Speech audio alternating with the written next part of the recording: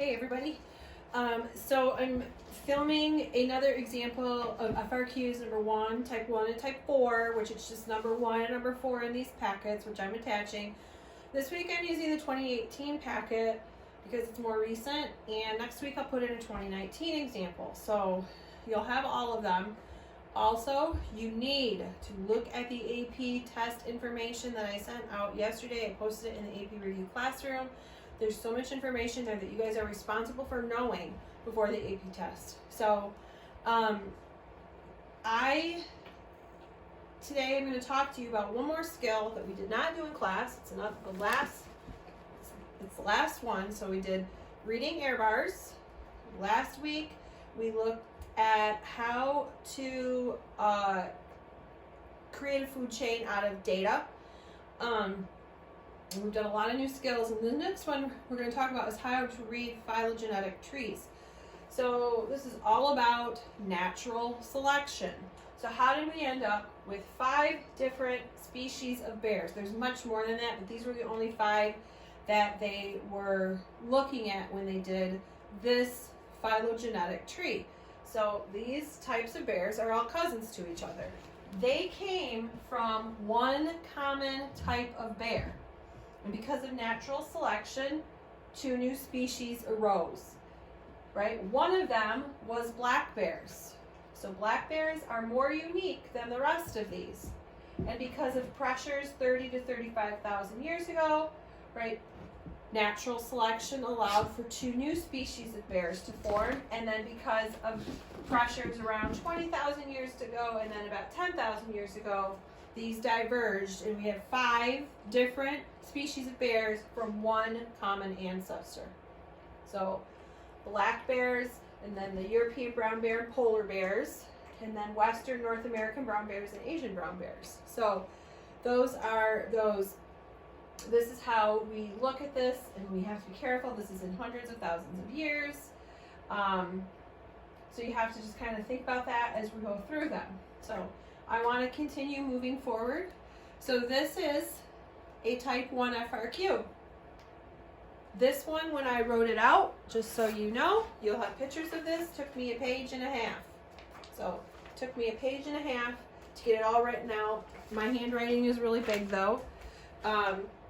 So there are 4 prompts, and here's something new, just came out yesterday. I've told you all along not to letter your prompts. Now they are telling you to letter them. A, B, C, D. Make it obvious. One reason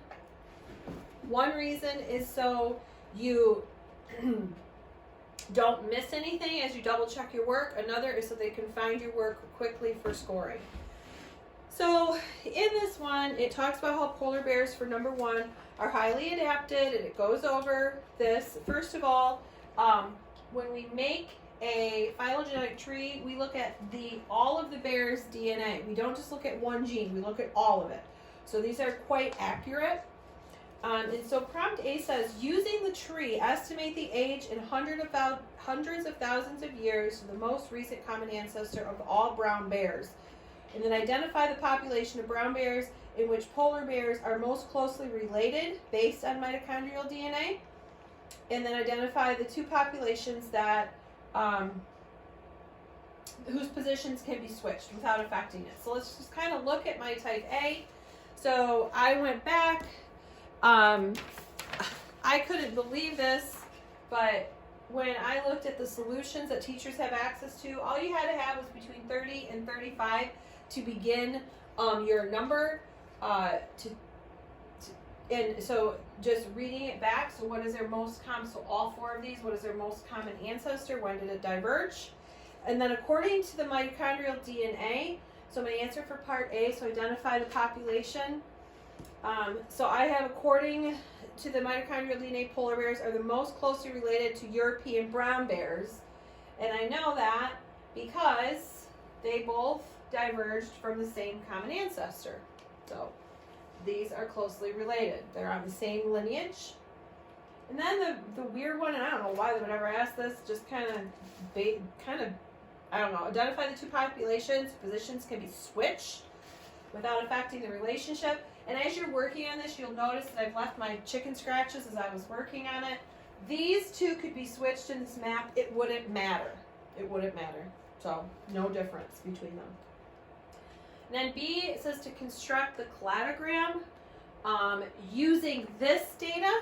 And so I didn't enlarge this data. This is the amino acid differences in the bears. So polar bears have the least differences, but the panda, woo, lots of differences the panda has from the black, the brown, and the polar bear. And so that's how I knew to draw this, and I drew an example for you. So it asks you to, whoops, I skipped that, sorry about that, to collect it and circle a position that is the out group, like they're the least related, they're way, way out there. And this is so obvious because brown bears, black bears, and polar bears were already here, and then they throw in the panda. So they already kind of told you what the out group was. It doesn't, which of these things is not like the other, it's the panda. So you have to construct the cladogram, and you have to look at the number of differences. And so the panda is the first, the black, the brown, and the polar. I drew it out more specifically in the picture, which we can talk about that. And then I labeled my out group. So if you're having questions on this as I go over it, you should come to the Friday hangout. I will go over this FRQ then. I'll probably go over it Wednesday and Friday this week. And then C said, a student claims that mitochondrial DNA sequences provide a more accurate phylogeny of bears than the LYST protein. So they're comparing, they're saying, this is more accurate than this. And they want you to give one piece of reasoning to support their claim. And I literally talked about how this is only comparing one gene. This is comparing all their genes. So this is much more accurate, proving who is more related or who is that weird out group, right? Those pandas. Okay. And then we go on to D and E. And D and E are straight from what we learned at the beginning of the year. This is really getting you to rely on your knowledge of natural selection. D talks about predicting the most likely difference in the phenotype of the transgenic mouse strain. And so they talk about how they're going to take out, they're going to delete the mouse LYST gene and they're going to replace it with the polar bear gene. So in my answer, I talked about what color I thought the mice would be because of this. And you can read that. And then E, they talked about describing how mutation in this gene became common in the polar bear and then predict the percent of white offspring. And so, right, I just talked about how this became common in polar bears because of natural selection, right? The whiter the polar bear survived to reproduce. And now, at this point, there would be 0% chance of having a brown polar bear. Polar bears are white, they're well adapted to their environment, they blend in, but, I'll do polar bear facts. Sorry, that's my dog. I'll do polar bear facts this week. So please come to the hangouts. Please, if you're planning on taking the test, you will be getting a call from someone, either myself, Mrs. Copenhaver, Ms. Gibbs, or Mr. Chickerine about your status for taking the AP test. You'll hear from us soon. Bye.